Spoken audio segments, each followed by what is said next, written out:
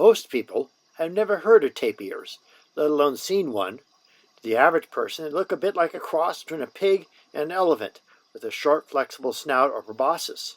But they are related to neither. Their closest living relatives are rhinoceroses. They are an important group of hoofed mammals in the jungles of Latin America and Southeast Asia. At one time, around 45 million years ago, they were one of the most dominant groups of animals on the planet. Today, only 4 species of tapirs survive. 3 live in Central and South America: Baird's tapir, Tapirs bairdii, the Brazilian tapir, Tapirs terrestris, and the mountain tapir, Tapirs pinchaque. The 4th species, Tapirs indicus, is found in the jungles of Southeast Asia. It is striking in its stark pattern of black body with a broad white band around its midsection. Like all tapirs, it's equally at home in the water as on land. Tapirs don't really swim, but when they're in shallow water, they dive and then walk along the bottom of the river, often hiding from predators as they do so. They have few other defenses against their predators, such as jaguars in Latin America or tigers in Southeast Asia. All they can do is dive underwater or plunge into thick jungle foliage with their tough hides protecting them.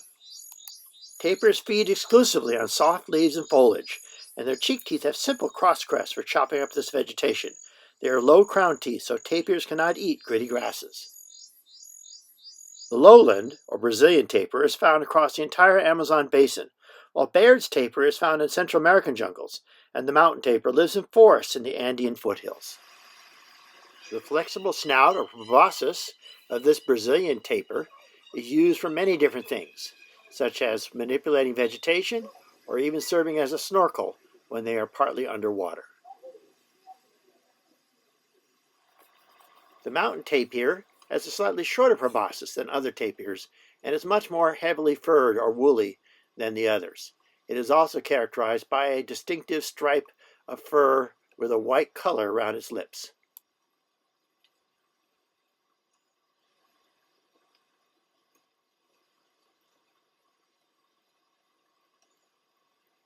The color patterns of adult tapirs are quite simple, but the juveniles have a totally different color pattern. Instead of a solid brown or black, baby tapirs have a cute pattern of mixture of white spots, stripes, and blotches on their solid brown background, which helps conceal them when they lie still in the undergrowth. Since they have no defenses, the baby must lie in quiet while its mother leads the predators away from it until a threat has passed. Although it doesn't look like it, the closest relatives of tapirs are rhinoceroses. We can trace their ancestors back to 55 million years ago when tapirs and rhinos first split. In fact, the earliest tapir, Homogalax, have skulls and teeth which are almost indistinguishable from the earliest rhino, Hyraceus, and even the earliest horses. Yet today, even a child can tell a horse from a rhino from a tapir. All 3 are members of the odd-toed hoof mammals, or perissodactyls, which have only 1 or 3 toes on their hands and feet. To support their long, flexible snout, or proboscis, the nasal bones of the tip of the snout are highly reduced and retract way back in the skull, leaving a large nasal notch. This gives the muscles of the snout much greater area for attachment to allow complex movements of their proboscis. From the earliest tapir, Homogalax, there was a great radiation of tapiroids in the Eocene between 55 and 37 million years ago, with such primitive forms as Isectolophus, Hyloletes, and Lophiolides in Asia and in North America, and Lophiodon in Europe. Homogalax is known from fairly complete skulls, which already show the very stereotypic pattern of their cheek teeth, with simple crests in the upper molars and only 2 cross crests found in their lower molars.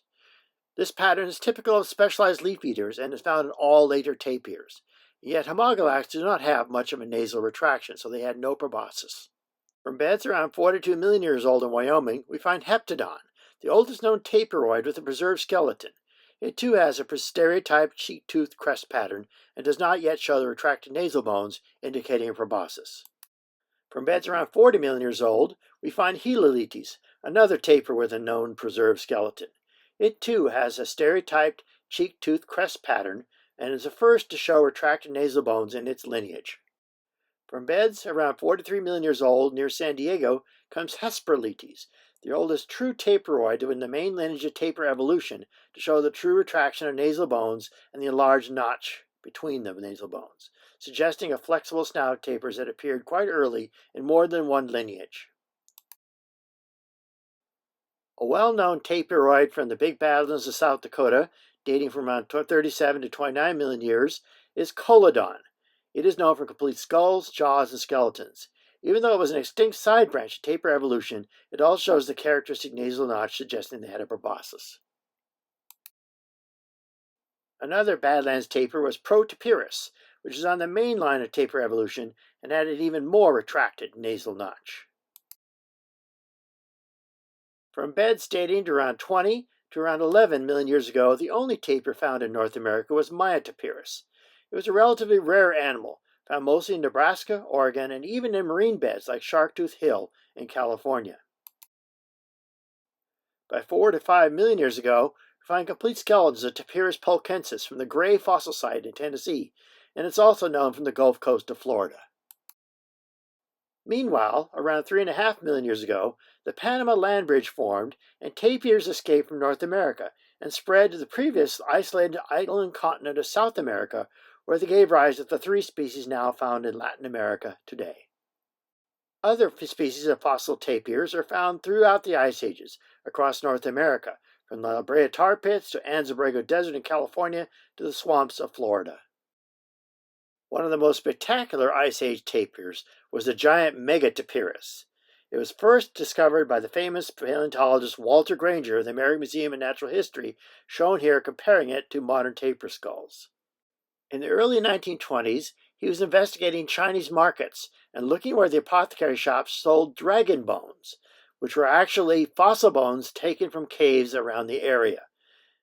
These so-called dragon bones were mostly fated to be ground down into a powder for traditional medicine, but among them, Granger spotted what were clearly tapir teeth, only gigantic. Eventually, Granger was able to get the local to show him the caves of where the tapir teeth came from, and he ended up bringing back complete skulls of Tapirs, which weighed 3/4 of a ton and was over 6 feet long. Today's 4 living species of tapirs are but a relic of once global history on every continent except for Africa, Australia, and Antarctica. Now restricted to the New World and Old World tropical jungles, during the Ice Ages they ranged across North America and Asia and had a broad distribution that goes all the way back to their earliest fossils from 55 million years ago, when they first split from rhinos. Sadly, 3 out of the 4 living species of tapirs are now considered endangered, and only the lowland tapir is listed as vulnerable. Tapirs are large animals that need a lot of territory to survive, and deforestation of their tropical homeland has reduced their habitat to the remnants that are too small to support them. It would be truly tragic if these relics that once dominated the world of the Eocene were to go extinct in our lifetimes due to the destruction of the rainforests of the world.